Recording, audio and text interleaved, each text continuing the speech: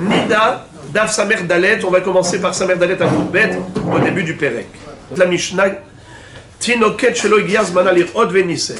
Alors, dans cette Mishnah, nous allons apprendre le din des Betulim. Vous savez qu'une fille, quand qu'elle est née, elle a, au niveau de l'appareil génital, les Betulim, l'hymen. Cette virginité fait que, le jour où elle va avoir des relations avec son mari pour la première fois, eh bien, il y aura du sang. En général, cet hymen qui va être déchiré par la première relation intime qu'aura une fille avec cet homme, eh bien, va engendrer un saignement. Qu'est-ce que notre Mishnah est en train de nous enseigner? C'est que le dam betulim, c'est pas du dam nida. Le sang des betulim, c'est pas du sang de nida. Le sang de nida rend la femme interdite minatora. Le sang des betulim, c'est comme une blessure. Si c'est comme une blessure, ça n'a rien à voir avec l'interdiction de la Torah d'une femme nida.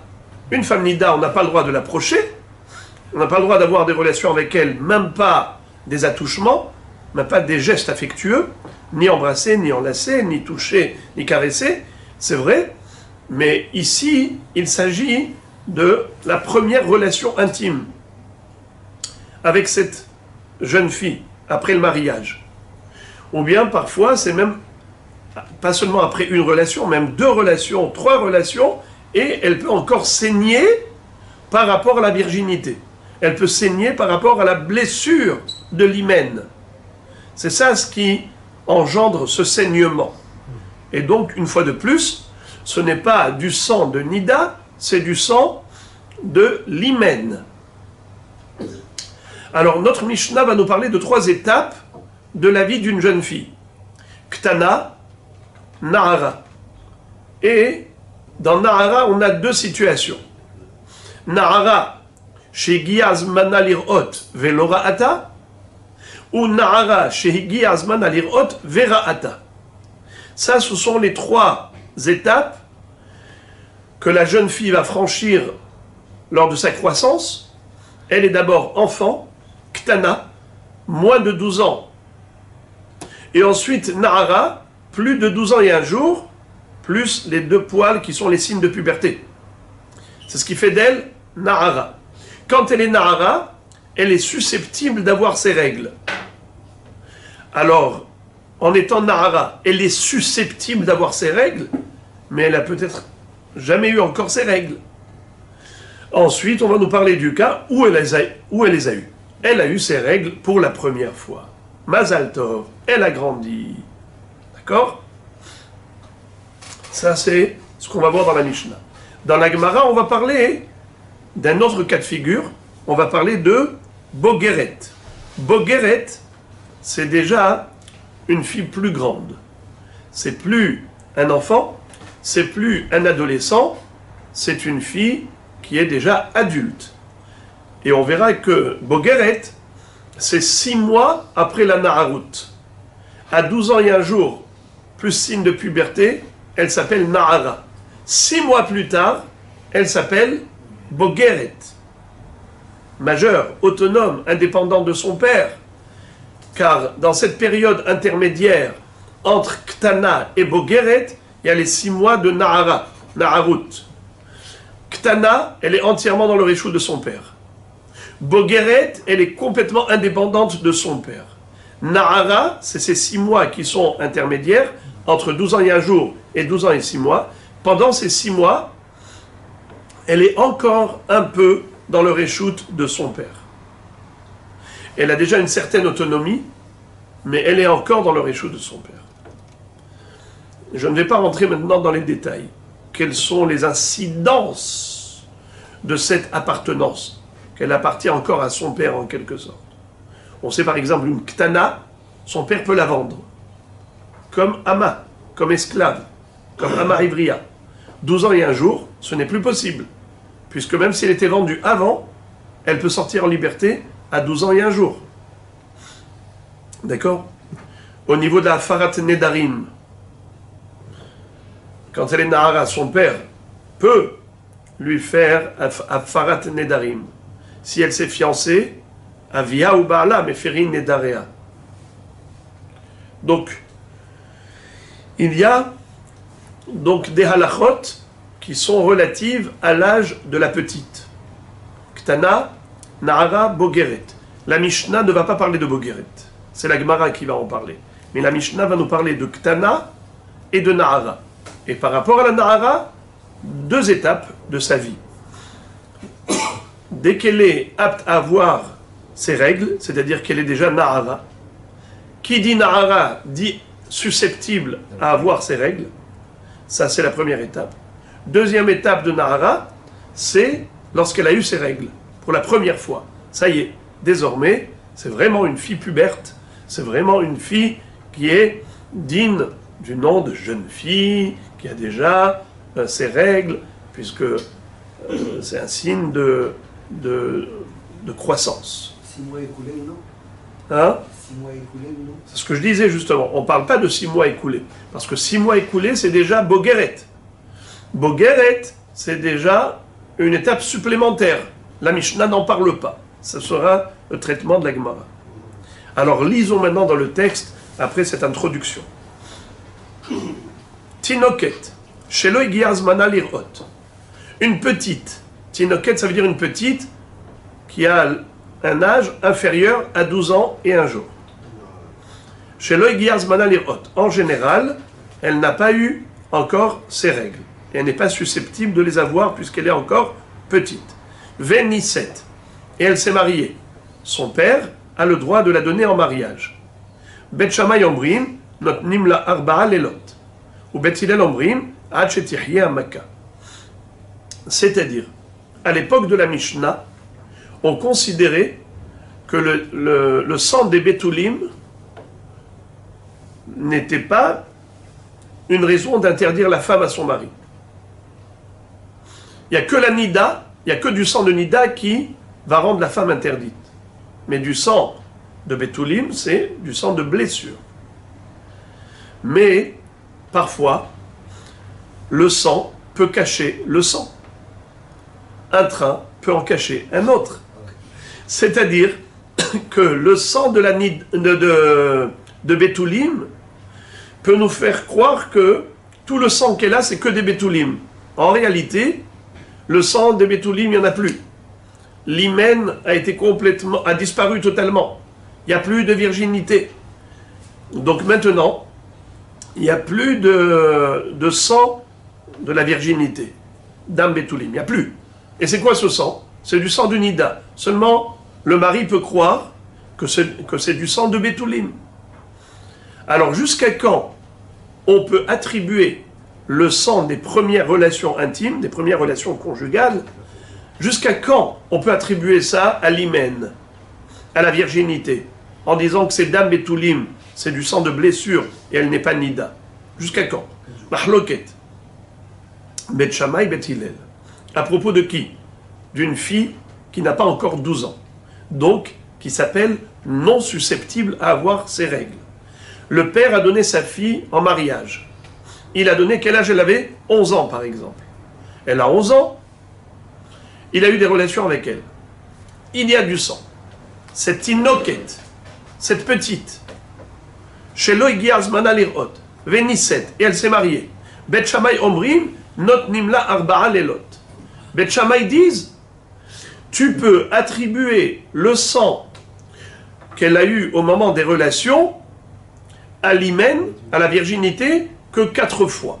4 nuits. C'est-à-dire, Arba'a Lelot, mais pas forcément Arba'a Lelot Retsufim. 4 nuits consécutives. Ça peut être 4 nuits éparpillées dans le temps. D'accord? Ça veut dire à chaque fois qu'ils ont une relation. Arba'a Lelot. Bet Hillel Omrim ad shetihye hamaka. Bet Hillel disent non. C'est jusqu'à ce que la blessure est guérie, est cicatrisée. Ça veut dire que, même s'ils ont eu 1000 fois des relations, et pendant ces 1000 fois il y a eu du sang, elle est toujours permise à son mari. Elle est toujours théora. Car j'attribue à l'hymen ce saignement.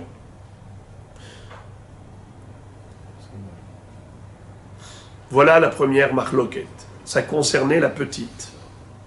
Maintenant, parlons de la deuxième étape, de la vie de cette jeune fille. Hegia zemana lirot. Vénisset. Une jeune fille qui s'est mariée après l'âge des règles, où elle est susceptible d'avoir des règles. Elle n'a jamais eu ces règles, mais elle est susceptible de les avoir. C'est-à-dire, elle s'est mariée après 12 ans et un jour. Alors, elle a saigné. Bet Shammai omrim, notnim la laila harishon. Ou Bet Hillel omrim, ad motzae shabbat, arba'a lelot. Là encore, Bet Hillel sont plus tolérants que Bet Shammai. Comme dans la marloquette précédente, on avait vu que Bet Hillel disait, c'est nos limites, tant qu'elle saigne et que la Makan n'a pas guéri, elle est permise à son mari, car je dis que ce n'est pas du sang de Nida, c'est du sang des Betoulim, nos limites. Tandis que Bet Shammai disait uniquement Arba'a Lelot, c'est que 4 nuits. On n'est pas aussi tolérant d'après Bet Shammai. La même chose dans le cas suivant. Une jeune fille qui a déjà l'âge où elle est susceptible d'avoir ses règles, et elle s'est mariée. Là encore, Bet Hillel sont plus tolérants que Bet Shammai. Bet Shammai disent, on lui donne qu'une seule nuit. Ça veut dire qu'ils peuvent avoir durant cette nuit plusieurs relations. Ok, elle saigne, elle saigne, elle saigne, elle saigne. C'est permis. Mais après une nuit, finish, selon Bet Shammai. Bet Hillel omri, ad motzae Shabbat, arba'a lelot. Et Bet Hillel disent, on lui donne 4 nuits. Qu'est-ce que c'est que cette histoire de Motzae Shabbat, Arba'a Lelot? À l'époque, on se mariait le mercredi soir. Comme c'est écrit dans la première Mishnah de Masechet Ketubot, Betula Niset, Leyom Harevi'i. Pourquoi Hachamim avait institué à l'époque que tous les mariages de jeunes filles, Betula, aient lieu le mercredi soir, car le lendemain matin, c'était jeudi. Le Beddin avait l'habitude de siéger le lundi et le jeudi. Comme ça, si jamais il voit qu'elle n'a pas de sang, c'est-à-dire qu'elle n'a pas de Betoulim, cette jeune fille étant fiancée pendant 12 mois, à l'époque, il ne faisait pas comme aujourd'hui. Il lui donnait la bague sous la choupa. Nous on fait d'abord Kiddushin, ensuite Nisu'in, et tout on le fait consécutivement sous la choupa. À l'époque, il faisait d'abord les Kiddushin, la bague. 12 mois plus tard, la fille qui avait préparé son trousseau allait maintenant passer sous la choupa, chez Vabrachot. En attendant, si elle avait trompé son jeune fiancé, c'était grave. Donc, si le mari n'a pas trouvé la nuit des Betoulim, tout de suite, le lendemain matin, il allait réclamer. Et quand il allait réclamer, ça allait avoir un col des rumeurs, des échos. Les témoins qui auraient vu cette jeune fille tromper son fiancé à l'hôtel X ou Y, eh bien, viendraient au Beddin pour témoigner. C'est la raison pour laquelle Hachamim avait institué Betula Niset, la Yom Harevi'i. Puisqu'une jeune fille, Betula, se mariait le mercredi soir, si vous comptez 4 nuits, mercredi soir, jeudi soir, vendredi soir, samedi soir. Ad Motzae Shabbat, Arba'a Lelot. Bet Hillel disent, voilà ce qu'on lui donne à ce jeune mari qui a été avec sa femme mercredi soir, elle a saigné, elle est encore permise. Pourquoi? Ce n'est pas du sang de Nida. Il peut aller avec elle le lendemain encore, il peut aller encore avec elle le surlendemain, jusqu'à Motzae Shabbat, 4 nuits. Mais au-delà, ça y est, même si elle saigne, encore, on n'attribue pas ce saignement au Betoulim, mais on craint que ce soit du sang de Nida. Voilà. Donc on a compris la deuxième marloquette. Passons. Qu'est-ce qui se passe si elle n'a pas saigné au moment... Elle était vierge, mais elle n'a pas saigné au moment du premier rapport. Marie n'a pas de signe de Betoulim. Mais elle a saigné la deuxième fois? Non, elle n'a pas saigné. Comme vous avez dit tout à l'heure, ça peut arriver. Elle n'a pas du tout saigné. Non. Alors encore mieux. Non, mais je veux dire, Mais le mari par rapport au Bédine. peut se plaindre, il dit j'ai pas de signe de Bétouné. D'accord, alors il va aller se plaindre, en effet. Qu'est-ce qui se passe alors? Alors à ce moment-là, il faudra attendre et voir s'il va y avoir des témoignages qui vont faire que cette femme sera interdite à son mari parce qu'elle aura trompé. Mais imaginons, mettons de côté l'aspect tromperie, juste une fille par exemple, Moukat Etz, où il n'y a pas eu, comme aujourd'hui, où on fait Kedushin et tout de suite après on fait Nisouin, il n'y a pas eu le temps de tromperie, d'accord? Et il n'a pas trouvé, donc elle n'a jamais trompé. Elle, par exemple, elle avait eu des relations avec quelqu'un avant, par exemple. Je pense qu'elle est dans le cas où elle n'a jamais eu de relation avec personne et elle n'a pas de saignement lors du premier. Alors il n'y a pas de problème. Dans ce cas-là, il peut suspecter qu'elle a déjà eu des relations. il peut suspecter, mais là c'est pas problématique. C'est pas problématique. Non, puisqu'il n'y a pas de tromperie possible. La tromperie, c'est seulement si elle était sous sa tutelle et qu'elle a trompé.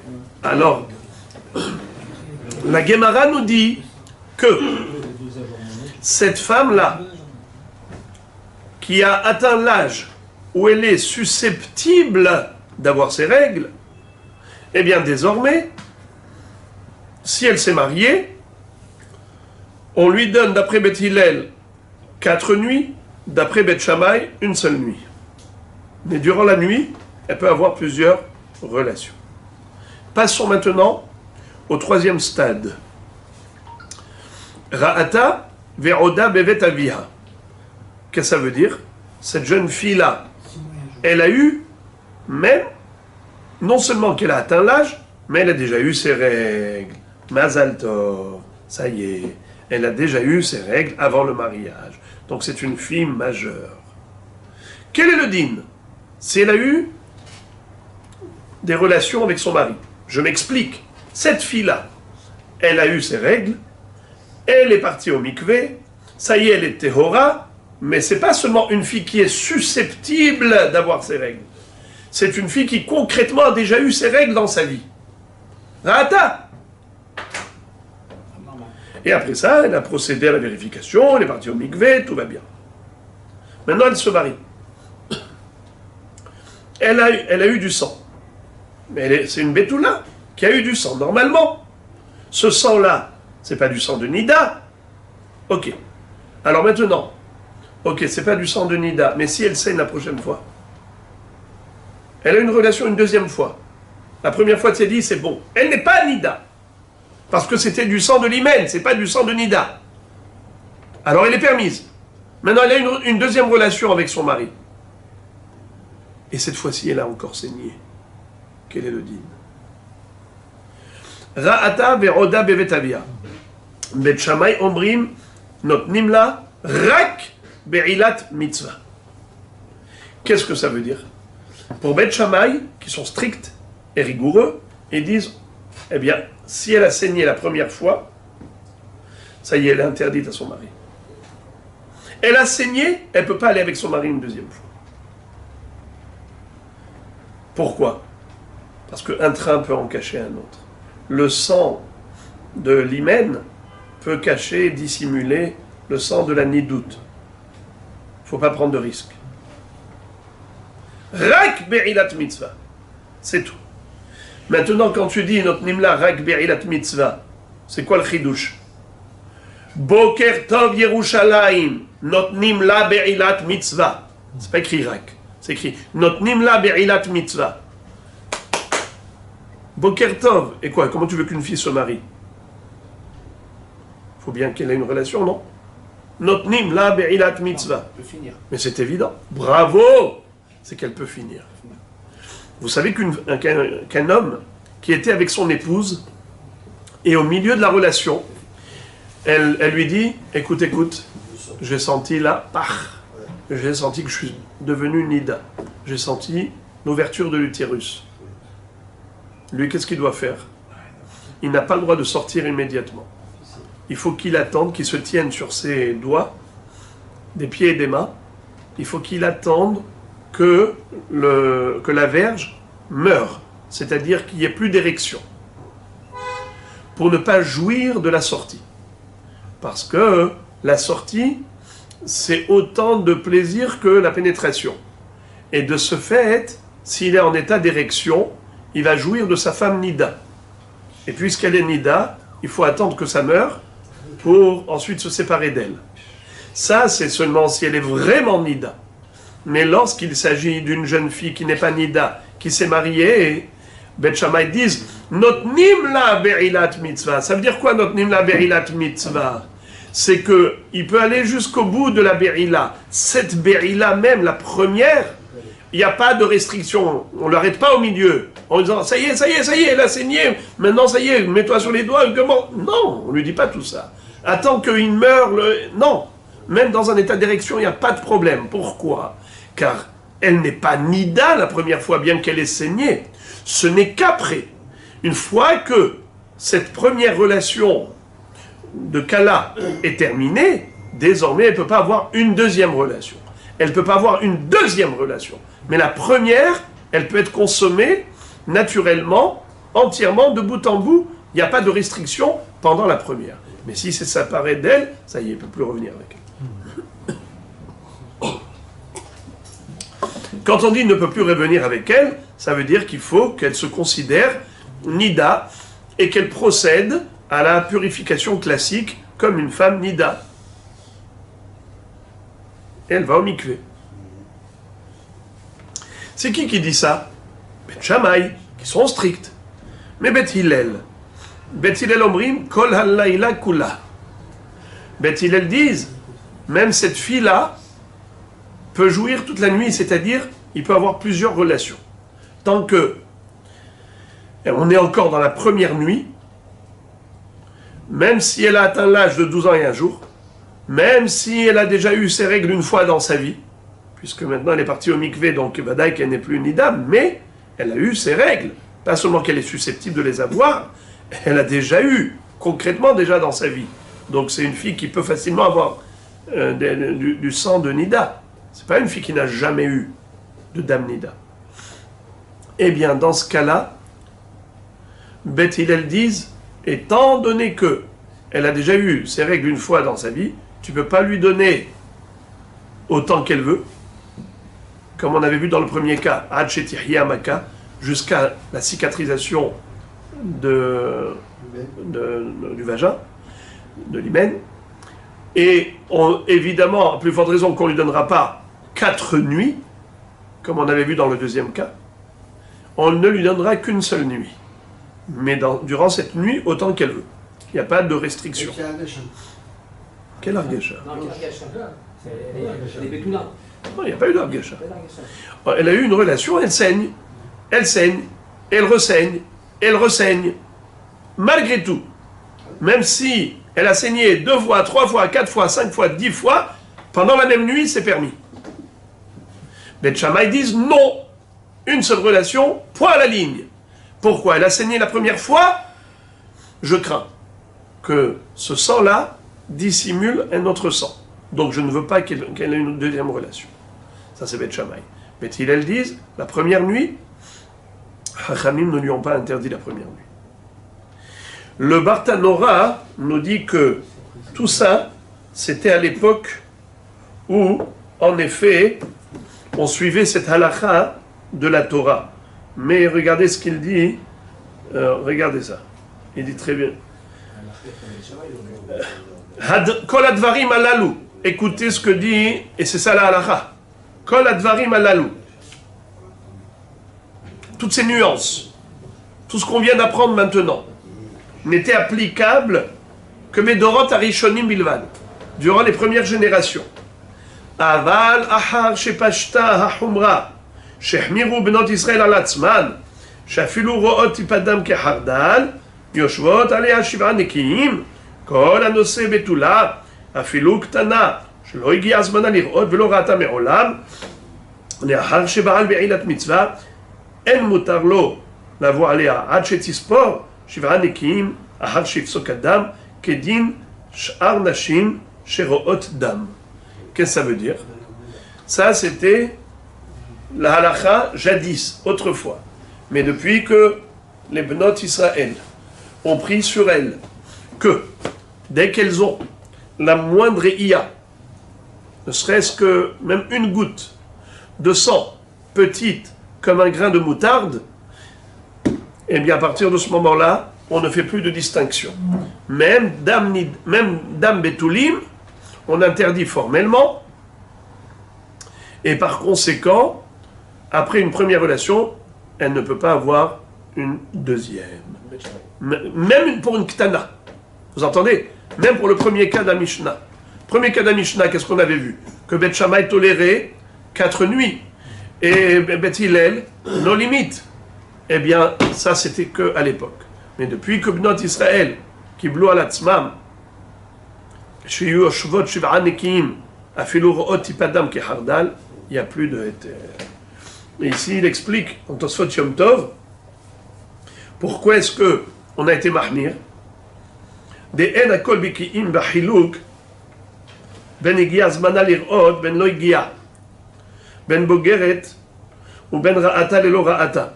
Parce que les gens ne sont pas très, comment on appelle ça, très compétents en la matière de distinction, en le cas de Igiazmana, Lo Igiazmana, Ra'ata, Lo Ra'ata, Bogeret, Na'ara. Tout ça, ce sont des détails précis qu'il faut connaître.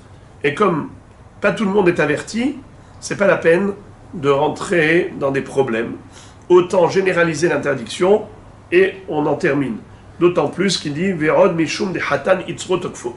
Le Hatan, il a un grand Yetzer Hara, et donc, à ce moment-là, si tu lui dis, dans ce cas tu peux, dans ce cas-là, alors il va y aller, et il ne va pas respecter les halachot. C'est pour ça qu'on met une barrière générale pour tous, Nigmar Asipo. Aujourd'hui, je pense qu'avant c'était pareil. Avant de faire un mariage, on attend que la femme, elle a pu avoir ses règles avant. Je parle de la femme qui a ses règles, puisque c'est le dernier cas. Elle attend ses règles, on attend qu'elle soit pure pour dire on va faire le mariage. Pourquoi à l'époque, ils pouvaient se poser la question que c'était du sang de Nida, alors que je suppose qu'ils suivaient la même règle. Ils attendaient que la fille soit potentiellement non nidable, entre guillemets, pour se marier. Bonne question. La réponse, c'est que parfois, les règles arrivent avant le temps. Il peut y avoir des facteurs qui déclenchent les règles. Les 15 jours, entre guillemets, dans les 15 jours. Oui.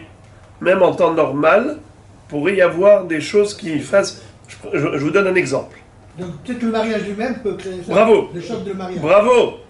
Par exemple, il y a une halakha qui dit que une femme, même ménopausée, si elle se marie, dès que le hatan lui dit « Allez, on fixe la date de mariage, on va se marier telle date », il faut désormais obligé de compter Shiv'an et Ki'im. Faire l'abdika de Efsek Tahara et tatati, tatata, 7 jours. Pourquoi il faut minimum 7 jours? Parce qu'il pourrait y avoir ce qu'on appelle Dam Himoud. C'est quoi Dam Himoud? Le sang du désir. Bon. Aujourd'hui, à la Kham, une femme qui se marie Bétoula, elle est nidale tous les soirs. C'est qu'est-ce qu'elle devra respecter? 7 jours. Chez Van Ikim, Zéo. Migvé.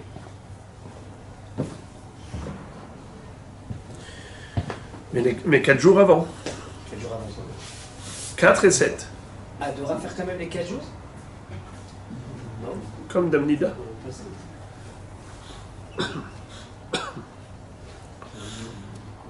Les amis Gemara. Amar Rav Nachman bar Yitzhak va filou ra'ata. Qu'est-ce que ça veut dire? Rav Nachman bar Yitzhak se rapporte à la première halakha de la Mishnah. Qui est-ce qui s'en souvient encore? On l'a répété la dernière fois, il y a 3 jours. Tinoket shelo igia zmana lirot. C'est-à-dire une petite qui, normalement, n'est pas censée avoir ses règles. Parce que, au niveau de son âge, elle est encore mineure. Elle est ktana. Et on dit qu'à ce moment-là, si elle a une relation avec son mari et qu'elle a saigné, j'attribue ce saignement à quoi? Au Bétoulim. Donc elle n'est pas Nida. Et ce, jusqu'à quand? Et ce, d'après Beth Hillel, d'après Beth Shammai, 4 jours, d'après Beth Hillel, nos limites. D'accord? Vous vous rappelez? Maintenant, les amis, quel est le din d'une ktana qui exceptionnellement, de manière extraordinaire, a eu ses règles plus tôt. Ça veut dire, la fille est là à peine 10 ans, elle a eu ses règles. Elle est précoce. Ktana Shera'ata. D'accord? Après ça, qu'est-ce qu'elle a fait? Elle est partie au mikvé, et tout, et tout, et tout. Et elle s'est mariée. Rabotaï, est-ce que ça change son statut? Elle devient comme une fille qui a ses règles normalement. Vous dites comme une fille qui a ses règles normalement, comme une grande. Et vous, qu'est-ce que vous dites? Oui. Eh bien non. Amar Rav Nachman bar Yitzhak va filura'ata. Qu'est-ce que ça veut dire? Rav Nachman bar Yitzhak dit afilura'ata. La petite, même si elle a eu ses règles une fois, malgré tout, après s'être purifiée, elle va se marier, elle va sous la choupa, elle a une relation avec son mari pour la première fois, elle a saigné à cause des bétoulim, à cause de l'hymen qui a été déchiré, eh bien, ce sang ne la rend pas interdite, et d'après Beth Hillel, c'est nos limites. On peut y aller autant, tant qu'elle saigne, il n'y a pas de problème. Jusqu'à ce que la plaie cicatrise. Tant que ça va cicatriser, j'attribue à quoi? À l'hymen. La Gemara dit Mimaï, d'où il a déduit ça, Rav Nachman bar Yitzhak? Réponse. Mideka maflik besefa, ben ra'ata, ben shelo ra'ata. Miklal derecha loshna hachi beloshna hachi. Qu'est-ce que ça veut dire? Dans la sefa, c'est-à-dire le deuxième cas, qu'est-ce que nous disons dans le deuxième cas? Egi azmana lirot. Vous vous rappelez? Quatrième ligne de la Mishnah, quatrième ligne. Egi azmana lirot veniset, bet shamay omrim notnim la layla rishon, ou betil el omrim, ad motzae shabbat arba'a lelot. Qu'est-ce que ça veut dire?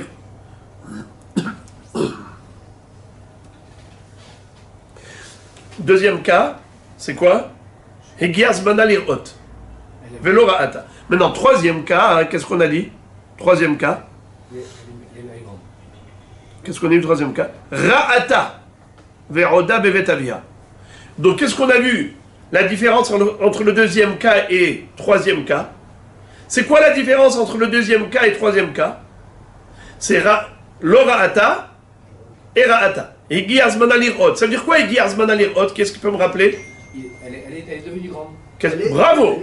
Elle a atteint l'âge de 12 ans et un jour. Elle s'appelle Nahara. Et là, je fais une différence entre Nahara, qui n'a jamais eu ses règles, et Nahara, qui a déjà eu ses règles une fois. Donc tu vois que la différence qu'établit la Mishnah entre Ra'ata et Lora'ata, c'est uniquement pour une Gdola qui est Nahara. Et Giazman Alirot, c'est-à-dire 12 ans et un jour.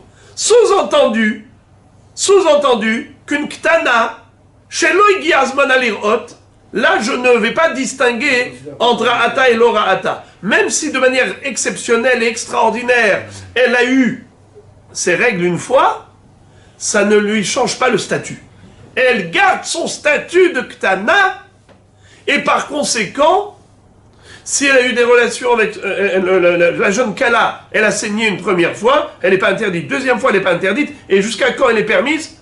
Non limite, d'après Beth Hillel. Jusqu'à ce que la plaie cicatrise. Jusqu'à que l'hymen cicatrise. Vous entendez comment il a fait une déduction? C'est vrai que votre logique paraissait judicieuse, je vous l'accorde, mais on n'y peut rien contre la Mishnah. La déduction qu'a faite Rav Nachman bar Yitzhak de la Mishnah, elle est fabuleuse. Tu vois que la différence entre Ra'ata et Lora'ata, la Mishnah a donné cette différence que par rapport à une fille que Egi Azman Alirot, c'est-à-dire qu'elle a 12 ans et un jour. Mashma, que dans le cas précédent où on parlait de Tinoket, il n'y a aucun distinguo à établir entre Ra'ata et Lora'ata. C'est tout. C'est simple comme bonjour. Et d'ailleurs, la Braïta confirme. Tanya Namehachi, Bet Hillel Omrim Ad Shetihyeh Hamaka, Ben Ra'ata, Ben Lo Ra'ata. Donc c'est clair, net et précis. Elle reste tinoket. Il n'y a pas de différence. Hein? Elle reste tinoket. Exactement. Elle reste tinoket, elle garde le même statut. Et qu'elle les ait eues, alors là c'est vraiment physique. elle les a, C'est on ça. la considère même pas C'est ça. comme une... Exactement. C'est extraordinaire. Nahon. Nahon. Vous entendez, c'est bien ce que vous dites. Elle est petite et elle les a eues concrètement. Elle est considérée encore ktana, C'est vraiment une réalité. bien que c'est une réalité. On réfléchit sur le- Exactement. Alors que l'autre, elle a grandi. Et dans la réalité, là, je ne les a jamais eues. Et malgré tout, elle est plus hamoura. C'est vrai que vous avez raison que c'est chidouchique. C'est pour ça que Rav Nachman bar Yitzhak est venu pour nous apporter du chidouche. Maintenant, la Gemara dit Ad Kama. Ad Shetihya Makka, Ad Kama. Quand on a dit dans le premier cas, selon Beth Hillel, une ktana qui a eu des relations avec son mari et elle saigne, même si elle a saigné plusieurs fois, elle reste permise. Et jusqu'à quand? Jusqu'à ce que la plaie cicatrise. La Gemara demande qu'est-ce qu'on appelle cicatrisation de l'hymen. Amarabuda Marav, Kolzman chez Noheret. Tant qu'elle est Noheret. Qu'est-ce que ça veut dire Noheret? La Gemara tout de suite va expliquer. Et elle raconte Ki amrita kamme di Shmuel amarli nehirazu en yodea mahi. Vous savez que Rav Yehuda était d'abord l'élève de Rav. Ensuite, quand Rav est décédé, il a été étudier la Torah chez qui? Chez Shmuel. Très souvent, il relatait des halachot de Rav devant Shmuel. Et Shmuel réagissait ou pas. Soit il donnait son approbation, soit son opposition. En l'occurrence, quand il lui a dit, mon premier maître, Rav, disait Ad shetihya maka, c'est quoi? Ad shetehe noheret. Il a dit, je comprends pas, ça veut dire quoi, noheret? Nehirazu en yodea mai. Je sais pas qu'est-ce qu'il veut dire, Rav. Qu'est-ce qu'il voulait dire? Je sais pas. Mais par contre, moi, je te dis ce que je pense. Ela kolzman sheharok matsui betoch hape. Mehamat tashmish. Qu'est-ce que ça veut dire? Tant que la salive est dans la bouche, la bouche fait allusion au vagin et la salive fait allusion au sang de l'hymen. Tant que le sang de l'hymen a coulé, ça veut dire qu'à chaque fois, il y avait du sang. Chaque fois, il y avait du sang, il y avait du sang, il y avait du sang, il y avait du sang. Alors, j'attribue le sang à l'hymen. Mais si... Hop, ça s'est arrêté. Ça s'est arrêté, il n'y a plus de sang. Sous-entendu, en d'autres termes, ça a cicatrisé. Ça veut dire que maintenant tu as la preuve qu'il n'y a plus de sang de l'hymen.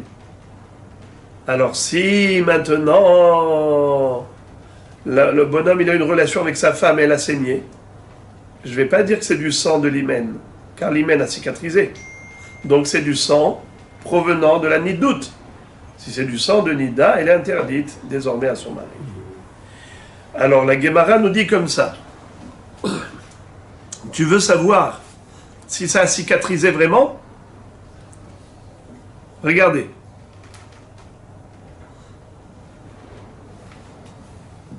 Nehira de Kamara vechidami. La Gemara dit, c'est quoi cette histoire de Nehira?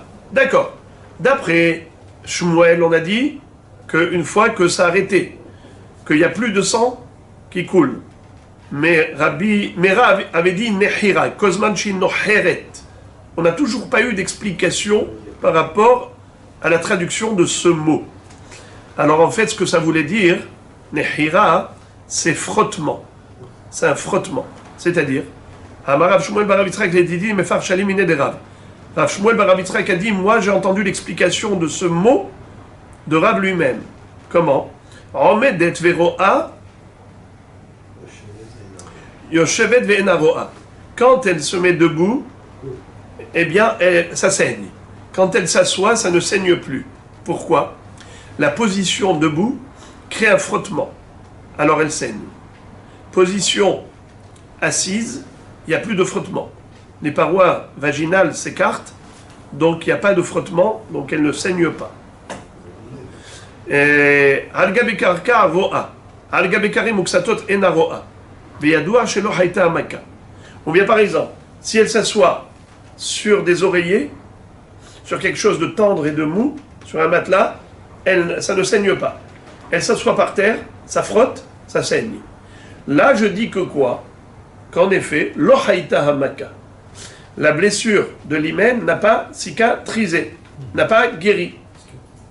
La preuve, c'est que dès qu'il y a un frottement, ça saigne. Il n'y a pas de frottement, ça ne saigne pas. Ça veut dire que ça n'a pas cicatrisé. Par contre,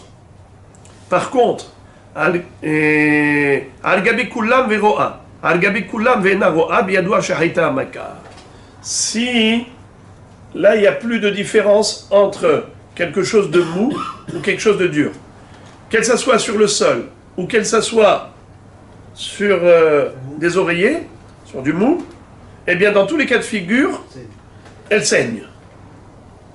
Ou bien dans tous les cas de figure, elle ne saigne plus. Sous-entendu que ce n'est pas le frottement qui cause. C'est du sang nida, désormais. Très bien. Maintenant, la Gemara va traiter le deuxième cas d'Amishna, à savoir, elle a atteint l'âge de 12 ans et un jour, mais elle ne les a pas encore eus. Higiazmana lirot. Et elle s'est mariée. Qu'est-ce que disait Beth Hillel? Not nimla ad motzae shabbat shem arba'a lelot. Qu'est-ce que disait Beth Shammai? On lui donne une nuit. La nuit tout entière, n'est-ce pas, Beth Shammai? Tandis que Beth Hillel disait 4 nuits. Depuis mercredi soir jusqu'à Motzae Shabbat. La Gemara dit, Itmar, quelque chose de très intéressant comme Mahloket. Shimsha bayamim, Rav Amar lo ifsida lelot. Velevi Amar ifsida lelot. Quel est le din, d'après Beth Hillel, qui ont dit 4 nuits? Ça veut dire que même si elle a saigné, mercredi soir, jeudi soir, vendredi soir, samedi soir, permise. D'accord? Mais après ça, ça y est, finish. Quel est le din si elle a eu des relations, par exemple, mercredi soir dans la nuit, jeudi dans la journée, jeudi soir dans la nuit et vendredi dans la journée? Ça fait combien de relations? Combien c'est plus? Dans les 4, on note 4 périodes. D'accord? C'était pas 4 nuits, c'était nuit, jour, nuit, jour. Ce qui fait comme 4 nuits. Est-ce que on considère que c'est comme 4 nuits et donc finish? Ou bien non, on a dit 4 nuits, c'est-à-dire jusqu'à Motzae Shabbat, et il n'y a pas de différence qu'elle ait eu des relations en journée ou pas. Alors c'est une mahloket très intéressante. Shimsha bayamim, Rav Amar, lo ifsida lelot, Velevi Amar, ifsida lelot. Pour Lévi, ifsida lelot. Dans le sens, on ne dira pas arba'a lelot, on dira que 2 lelot. Pourquoi? Parce que son crédit, sa carte de crédit, elle a épuisé. Elle avait 4 lélotes, maintenant elle a fait jour-nuit, eh bien tant pis pour elle. Elle a consommé en 2 jours ce qu'elle pouvait avoir en 4 jours, en 4 nuits. Tandis que Rav dit, ma pitom, arba'a lelot, même si elle était méchamechet, bayamim, elle n'a pas perdu son crédit. D'où chacun a puisé sa source, c'est-à-dire de quelle source chacun a puisé. Rav Amar lo ifsida lelot ad motzae shabbat tenan. Rav dit, c'est écrit clairement dans la Mishnah. Arba lelot ad motzae shabbat. Si c'était juste 4 périodes comme tu as dit, alors on aurait dit arba lelot. Ne me dis pas ad motzae shabbat. Moi je sais compter. Depuis mercredi soir, tu comptes 4 nuits, c'est motzae shabbat. Qu'est-ce que la Mishnah a besoin de me le dire? C'est pour te dire que peu importe qu'elle ait eu tashmish en journée ou pas, lo meshane, ad motzae shabbat, lo ifsida lelot. Tandis que Lévi, d'où il a puisé sa halakha, Lévi Amar, ifsida lelot, mai arba'a lelot, de katane, arba'a onot. Qu'est-ce que ça veut dire? Lui il dit, Arba'a lelot, ça veut dire 4 périodes. 4 périodes, normalement, c'est 4 nuits. Mais maintenant, s'il a fait nuit-jour, tant pis pour lui, il a épuisé son crédit. Alors la Gemara analyse, et elle dit, Oul Rav, la malil mitna arba'a lelot. D'après Rav, qui lui s'est focalisé sur le terme Motzae Shabbat, alors viens, on va lui poser la question à l'envers. On va dire à Rav, Rav, qu'est-ce que tu dis? Il n'a pas perdu son crédit? Ad Motzae Shabbat, ça ne change rien qu'il ait eu des relations en journée. Il n'a pas perdu pour autant ses droits. Pourquoi Ad Motsai Shabbat? Alors pourquoi on a dit Arba Alelot? La Mishnah aurait pu dire Ad Motsai Shabbat. Pourquoi tu as dit Arba Alelot? A priori, ce Arba Alelot laisse sous-entendre que Lévi a raison. Arba Alelot. Maintenant, si lui il a fait Laila Yom, eh bien il devrait perdre. Pourquoi tu t'es focalisé sur Motsai Shabbat? Si c'est vrai ce que tu dis, alors la Mishnah aurait dû dire que Motsai Shabbat. D'après toi, tu dis qu'il n'y a pas d'épuisement de crédit. Alors, jusqu'à Motsai Shabbat, c'est permis dans tous les cas de figure. Qu'il y ait eu des relations en journée ou pas, ça ne change rien. Alors pourquoi la Mishnah ne s'est pas suffi de dire Ad Motsai Shabbat? Pourquoi elle a dit Arba Alelot? Parce que c'est les mercredis. Non. Il dit comme ça, réponse de la Gemara. Ora hara'a kamashma'lan des darka debi abalelot. En fait, la Mishnah, au passage, en disant Arba Alelot, elle a voulu t'enseigner le derech eretz. C'est que des relations conjugales, des relations intimes doivent avoir lieu la nuit et pas en journée. Donc, Ora hara'a kamashma'lan. On vient nous enseigner le derech eretz. Voilà. Ça, c'est pour Rav. Donc, pour lui, l'essentiel, c'est Motsai Shabbat. Et l'histoire d'Arba Alelot, c'est pas pour dire Arba Onot. C'est juste pour te dire que normalement, c'est Balaïla. Maintenant, où les Lévi? Maintenant, Lévi qui, lui, s'est focalisé au contraire sur les Arba Alelot. Pas sur le Motsai Shabbat. Lui, s'est focalisé sur l'Arba Alelot. Alors, question, pourquoi il écrit Motsai Shabbat? Dis-moi Arba Alelot, et je sais que ça arrive jusqu'à Motsai Shabbat.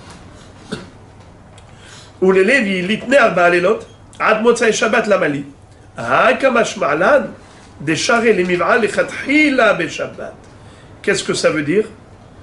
Il dit que ce bonhomme-là, il a le droit d'avoir des relations avec sa kala, même pendant Shabbat, vendredi soir. Dans le sens où elle va saigner. Normalement, on n'a pas le droit de faire saigner pendant Shabbat. On n'a pas le droit de faire saigner pendant Shabbat. Et maintenant, il va avoir des relations avec elle et il va la faire saigner. Est-ce qu'il a le droit? C'est ça le chidouche. Ad Motsai Shabbat. Pourquoi? Étant donné que il a déjà eu des relations mercredi, jeudi, donc maintenant il a déjà cassé l'hymen. Alors maintenant il reste encore des résidus. Il reste des résidus, pas grave, il peut y aller. Kedei Shmuel, de Amar Shmuel, Pirtza de Huka, Mutar likanesba beshabbat, afalpi shemeshir tzerorot. Qu'est-ce que ça veut dire? Étant donné que il y a eu, comme on dit, Pirtza de Huka. La métaphore, c'est une entrée. Vous avez une porte d'entrée. Le vagin, c'est une porte d'entrée. L'hymen, c'est un petit peu comme s'il y avait un petit mur autour de l'entrée. D'accord? Mais maintenant, un mur branlant. Et quand l'entrée est étroite, tu sais que tu vas forcer, tu vas faire tomber les murs des côtés. Il dit, c'est pas grave. Pourquoi? Étant donné qu'il y a déjà eu des relations mercredi soir et jeudi soir, donc, normalement, elle n'est pas censée saigner à nouveau. Pourquoi? Parce que il a déjà déchiré l'hymen. Mais il te dit, donc c'est pas psychiché, justement. Il n'est pas mitkaven de faire saigner, et c'est pas sûr que ça va saigner. Alors c'est moutard, mais Shabbat. Vous entendez? C'est ça qu'il dit Shmuel. C'est pas la première fois. Alors on va terminer avec ça, Bézéou. Regardez ça, on termine. Et donc on dira plutôt que c'est Daf Samer Dalet. On dira Samer Dalet. On dira pas Daf Samer.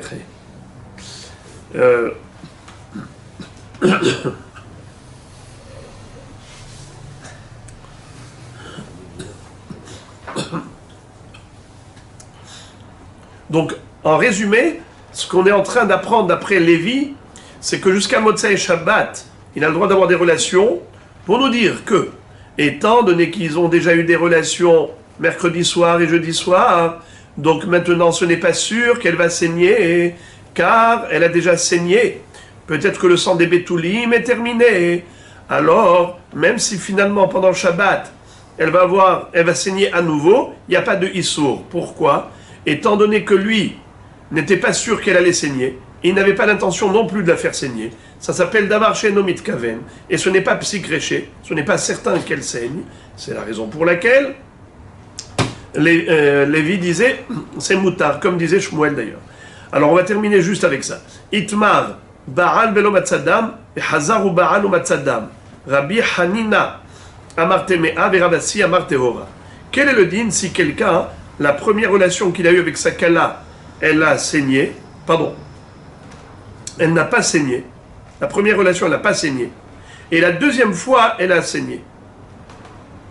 Est-ce que c'est du dam nida ou pas?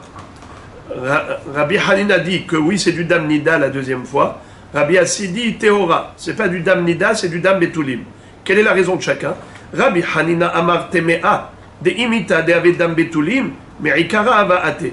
Rabbi Hanina dit une chose logique. Si vraiment ce qu'elle a eu, c'était du dam betulim, alors pourquoi c'est pas venu la première fois? La première fois, elle a eu une relation, il n'y a pas eu de saignement. Mais elle avait des betulim. Alors pourquoi elle n'a pas saigné? Donc forcément, il n'y avait pas de sang de betulim du tout chez cette femme. Facile. Alors quand est-ce qu'elle a eu du sang? C'est facile. Quand est-ce qu'elle a eu du sang? La deuxième fois, eh bien c'est du sang de Nida. C'est du sang de Nida. Les Rabbi Assi Amar Tehora. Rabbi Assi dit non, ce n'est pas du sang de Nida, c'est du sang de betulim. Pourquoi? Dinma itramele kedi Shmuel. De Amar Shmuel, yachol ani lib'ol kama be'ilot blodam. Shmuel, qui connaissait parfaitement l'anatomie d'une femme, il savait qu'au niveau vaginal, il savait comment pénétrer sans déchirer l'hymen. Et donc, c'est la raison pour laquelle nous dit Ravassi que cette femme, même si la première fois elle n'a pas saigné, et la deuxième fois elle a saigné, Pas déchiré la première. c'est pas forcément du dam nida, ça peut être dam betulim. Ah, pourquoi elle n'a pas eu la première fois? Parce qu'il y a eu hattaya, il y a eu bifurcation. Ça veut dire que la pénétration s'est faite par un endroit qui est élargi, qui n'a pas touché à l'hymen. Et la deuxième fois, ça a touché l'hymen.